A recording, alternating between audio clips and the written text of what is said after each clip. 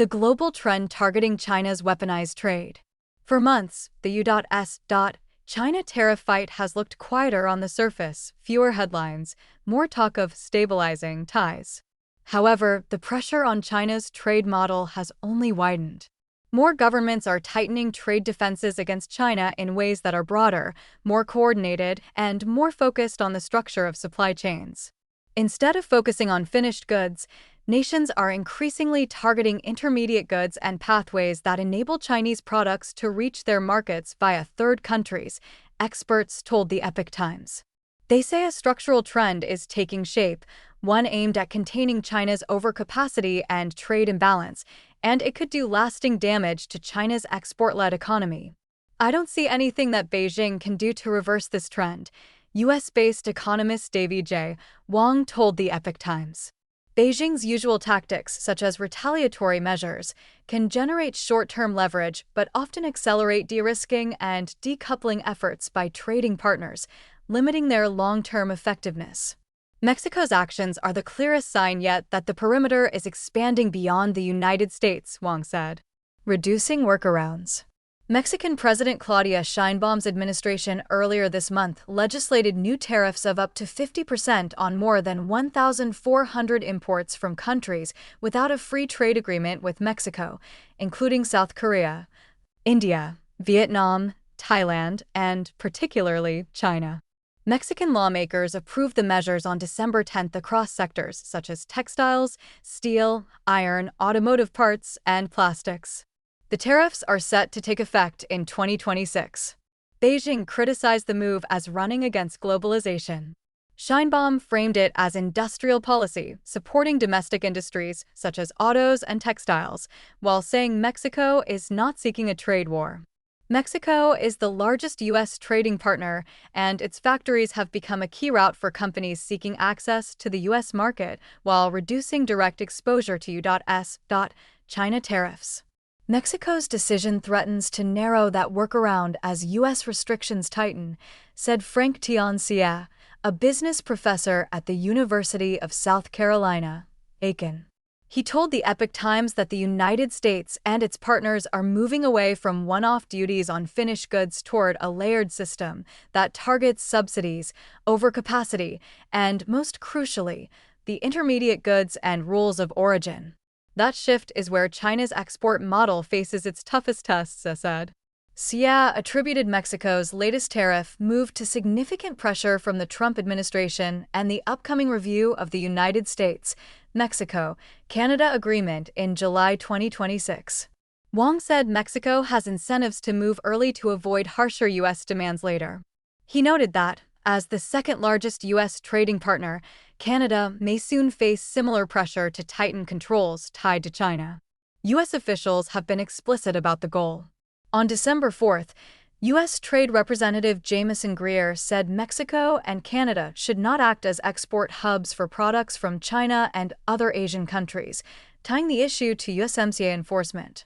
Wong said the 2026 USMCA review gives Washington significant leverage because Mexico and Canada rely on the agreement to preserve access to large parts of the U.S. market. He said U.S. demands fall into three categories: tighter rules of origin, including higher regional content thresholds and narrower definitions of core components; stronger enforcement, with more frequent audits and tougher penalties; and limits targeting countries of concern, restricting how inputs from non-market economies can count toward regional content in sensitive sectors. Canada, EU also tightened rules. Canada has so far avoided imposing an across-the-board tariff wall on Chinese goods, but has taken action in key strategic sectors. Ottawa had already imposed a 100% surtax on Chinese-made electric vehicles and a 25% surtax on Chinese steel and aluminum starting in October 2024. It added steel tariff rate quotas that trigger a 50% surtax above quota levels in July. Wong said the effect is to make origin claims harder to game. Europe has taken a similarly layered approach. In October 2024, the European Union imposed definitive additional duties on Chinese battery electric vehicles following an anti-subsidy probe, raising the combined tariff burden in some cases to roughly 45% when added to the EU's standard car tariff.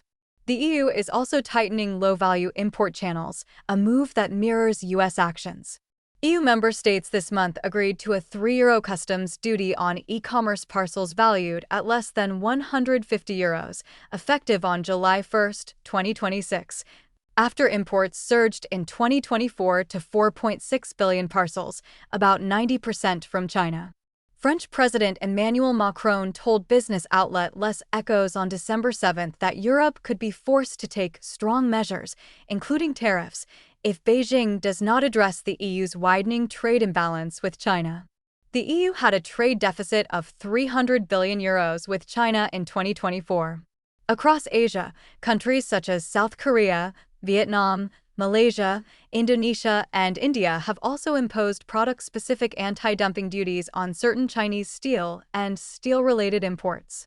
Wang said China's export escape route is narrowing on three fronts. Direct exports face higher barriers. Indirect routes are being more tightly policed as Washington pressures Mexico and Canada not to serve as a backdoor. And low-value consumer channels are tightening because of tougher U.S. enforcement and new EU fees on small parcels.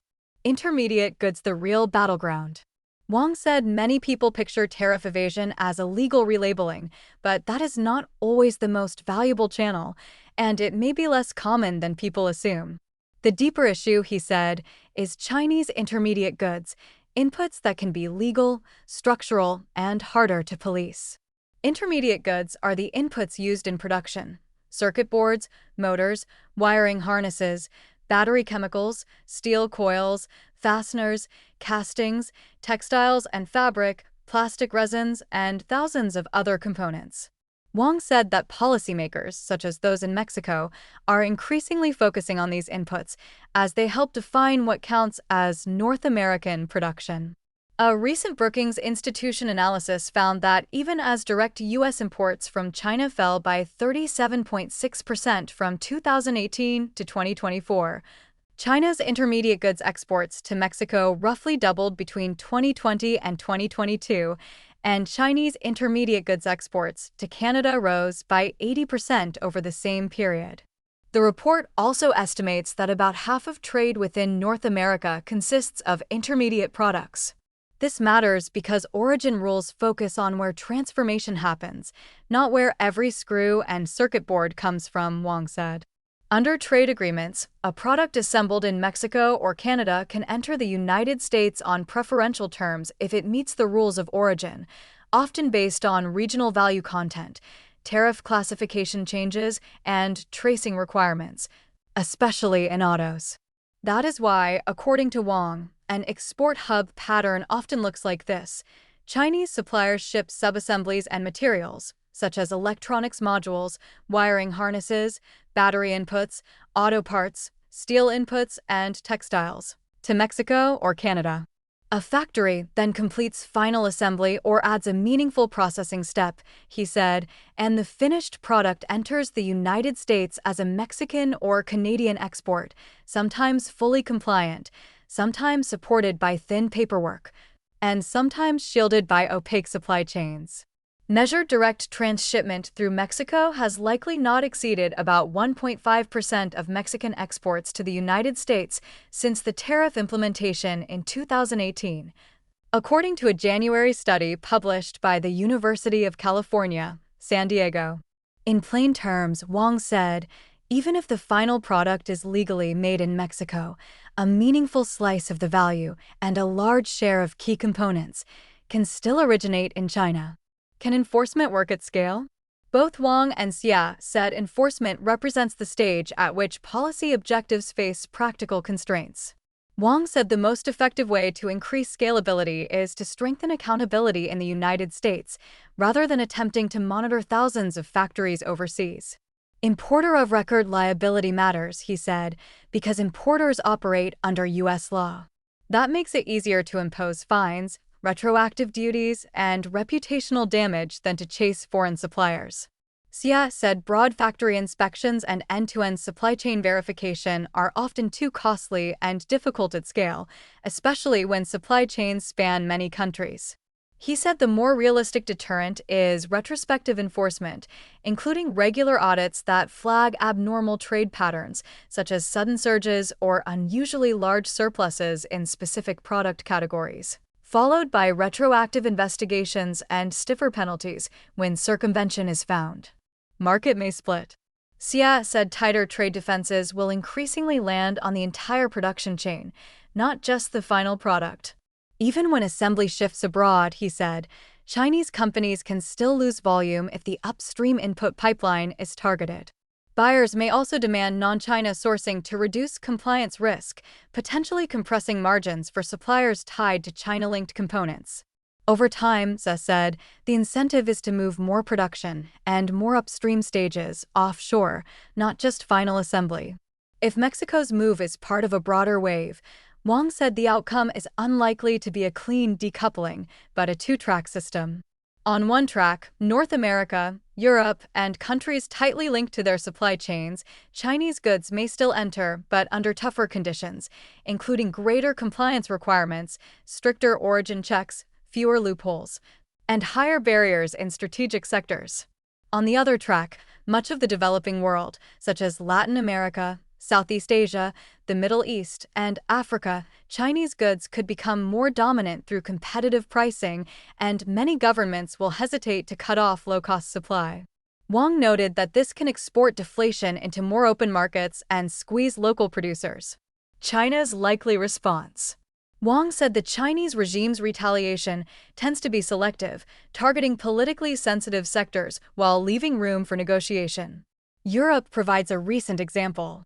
In response to the EU's electric vehicle measures, Beijing leaned on trade remedy tools, including probes and duties on products such as brandy, pork, and now dairy.